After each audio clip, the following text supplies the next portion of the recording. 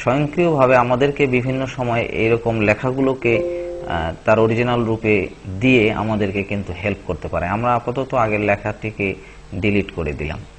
তো আমরা আজকে জানবো এক্সেল এভাবে আরো স্বয়ংক্রিয়ভাবে কি কি চেঞ্জ আনতে পারে। যেমন ধরুন যে আমরা কোনো একটি ফাইল তৈরি করব যেখানে আমাদের সিরিয়াল নাম্বার দরকার। এরকম হতে পারে যে আমাদের এখানে ধরুন আমরা কিছু সিরিয়াল নাম্বার লিখব।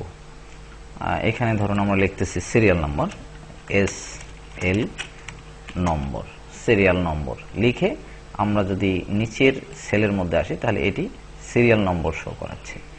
তো এখানে আমরা সিরিয়াল নম্বরের ক্ষেত্রে ধরুন আমরা এখানে সিরিয়াল নাম্বার দিব 1, নিচের সেলে আবার সিরিয়াল নাম্বার দিব ধরুন 2, তার নিচের সেলে লিখব 3, তার নিচের সেলে লিখব 4, তার নিচের সেলে লিখব 5, তার নিচের সেলে 6।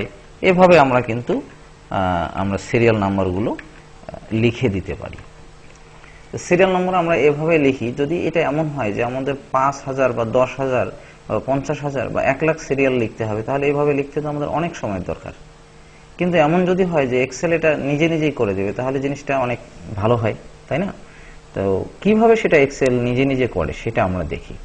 এক্সেল নিজে নিজে যেভাবে করে সেটা হলো, ধরুন যে এই সিরিয়াল নম্বরটি এভাবে না, আমরা চাচ্ছি যে আমরা এক্সেলকে কমান্ড দিলে এক্সেল নিজেই আমাদের সিরিয়াল নাম্বারগুলো হাজার হাজার লক্ষ লক্ষ সেলের মধ্যে এটি অটোমেটিক্যালি শো করাবে। সেটি করার জন্য যা করতে হবে আমাদের, ধরুন এগুলো আমরা ডিলিট করে দিলাম আপাতত।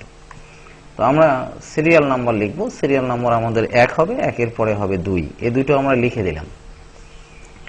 1 এবং 2 লিখে দিলাম, দিয়ে আমরা এক্সেলকে কমান্ড দেব যে আমার সিরিয়ালগুলো এরকম হবে, 1-এর পরে 2 হবে, তার মানে কি 2-এর পরে 3 হবে। তো সেটা আমরা